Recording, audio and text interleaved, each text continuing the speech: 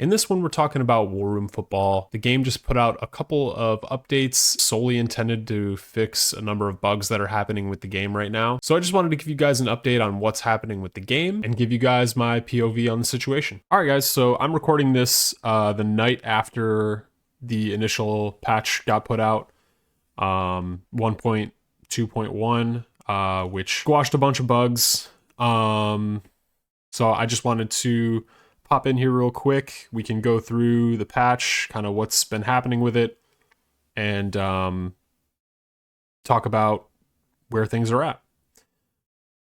So looking at the patch here, this one claimed to fix a lot of the bugs that we talked about in my last video, the stepping back video.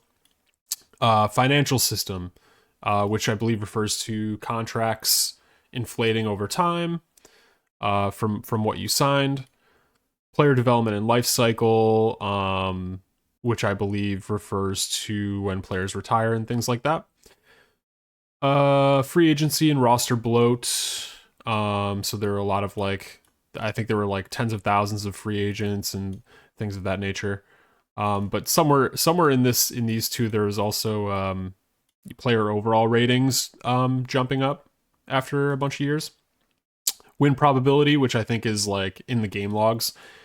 The win probability like going up for the wrong team or something like that. Awards and GM career, and then a bunch of others that were reported. So the dev also mentioned that they were able to identify a bug in the auto sim that was apparently contributing to all of these major issues simultaneously, which on paper sounded very encouraging. However, throughout the day today, the community reported back on the update. Unfortunately, the bugs channel is still popping off with some things here and there. One report talking about how draft interview visits, top 30 visits are not saving correctly. So if you conduct an interview, leave the player profile and come back, the answers are gone and the visit doesn't count. Some users reporting incorrect conference acronyms.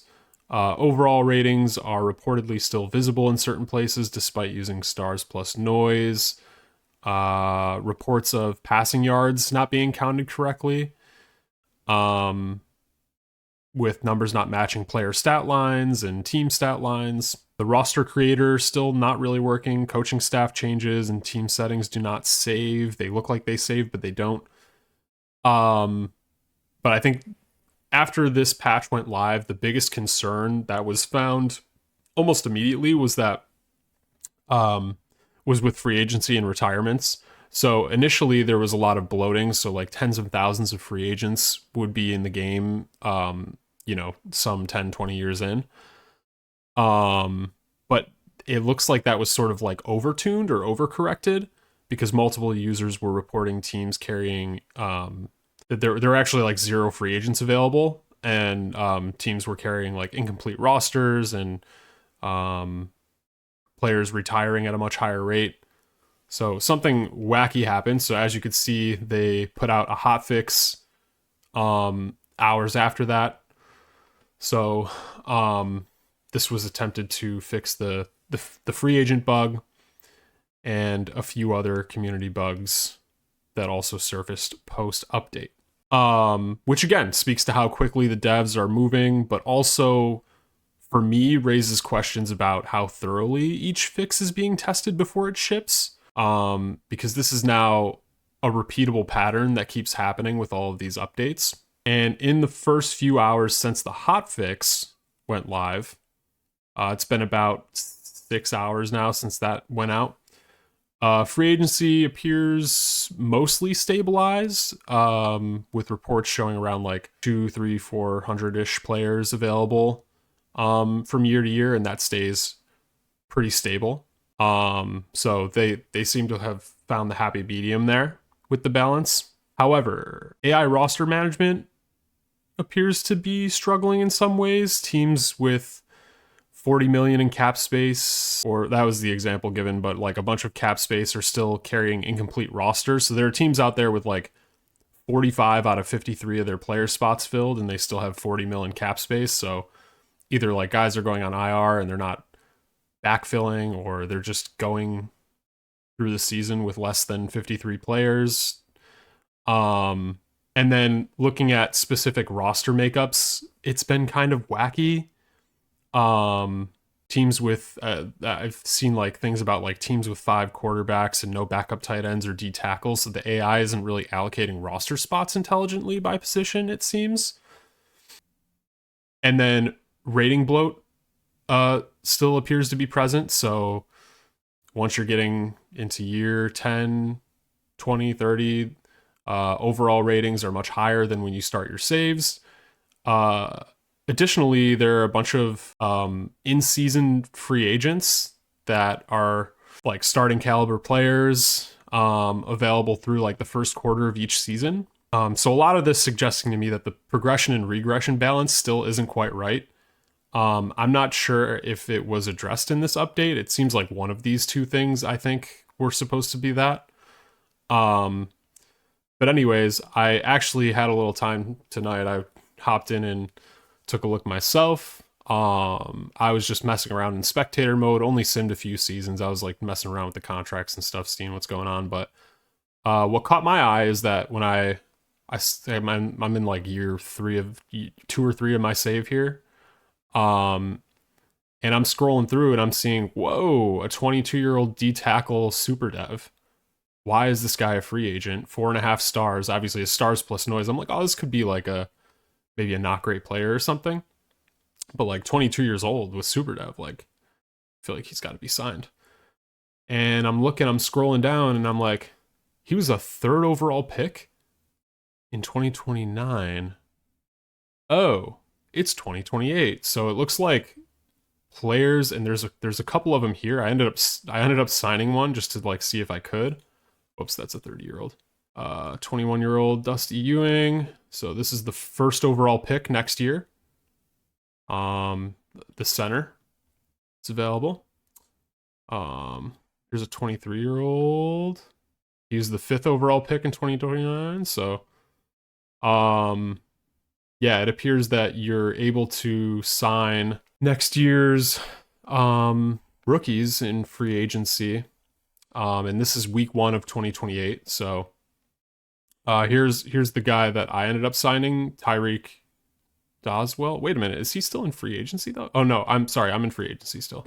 Knox Weinberg, this 20-year-old left guard, 2nd overall pick in 2029. So I ended up signing him to a contract. So, and I found that I've been playing for about 10-20 minutes now, so I found this within minutes. So a lot of things stacking up here. I didn't have time to like check all of the reported fixes in the patch. I mean, I just posted these screenshots in the Discord as well for the devs. I assume a new patch is probably coming. And I was gonna go through like what I think, we should be watching for in the next patch. There's a number of things that are still going on that were supposed to be fixed with the last update, with the hotfix, and even with the scouting and coaches overhaul.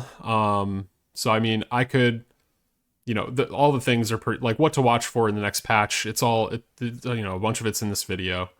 I just listed off a bunch of the things, but I think like the biggest thing for me, like we haven't really confirmed if anything's been fixed as intended with the initial patch. So now this next patch has like 3 layers: fix the previous issues, fix the new issues, and then don't create more issues. And not to mention, I still have questions about how the sim engine is going to solve at a granular level if we're having this many issues just on the front facing stuff. So until we get through all of this, it's not even something really worth evaluating at this point. So where do I stand? I'm not here to pile on the devs.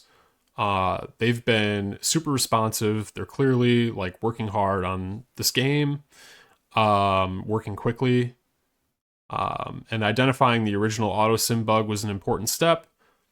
But ultimately, the goal isn't just finding bugs quickly. It's reaching a point where the systems stop needing emergency fixes And based on what the community has been reporting so far, I mean, I'm still not comfortable recommending people invest heavily in any sort of league or save or long-term game yet. And it's getting difficult for me because I've seen a lot of players say like, big studios release games with bugs too, which is true. They're right. Every game launches with bugs. Um, the reason these issues are standing out to me is because we're not talking. This like War Room Football is no longer an early access game. I don't know if it even went into early access. I know it had some playtesting, but this is a full release. So within weeks, we've seen major changes to scouting, coaching systems, and have had major bugs found in contracts, retirements, progression balance, free agency behavior, and now the ability to sign future rookies in free agency. That's a lot of foundational systems being adjusted just weeks after launch. And what concerns me isn't so much that the bugs exist, it's the scale and the impact of the bugs that we're still seeing weeks after the game released. So the challenge right now doesn't really seem to be finding bugs. It's fixing one system within the game without creating problems somewhere else in another system. And I can't even tell if that's actually happening or if we're just we're still discovering bugs in real time that have been here the whole time. But at least from these early reports, it really reinforces why I decided to step back in the first place. Like I said, I'm sure another emergency patch is probably underway, but at some point, I have to wonder how far away we actually are to having a stable game environment. I'd almost rather see the next patch be weeks away rather than another rush to get a quick fix in overnight. A hotfix shipping less than 24 hours after a major patch with new issues surfacing within hours on top of the hotfix. It seems like this is a pattern. It's becoming a pattern, and every fix seems to be creating new variables. And that's not a criticism of effort. Again, I still want to voice my support for the devs here, but this may just be the reality of trying to maintain the code base at this pace. Not to mention multiple items from the initial patch still seemingly haven't been fixed post hotfix. So look, I've mentioned the potential of War Room Football in just about every video over the last few weeks. I'm not going to do that again. At this point, I'm more interested in the stability of the product, because the ideas are there, but the discussion for me has to shift from the ideas to whether the systems can actually deliver on those ideas consistently.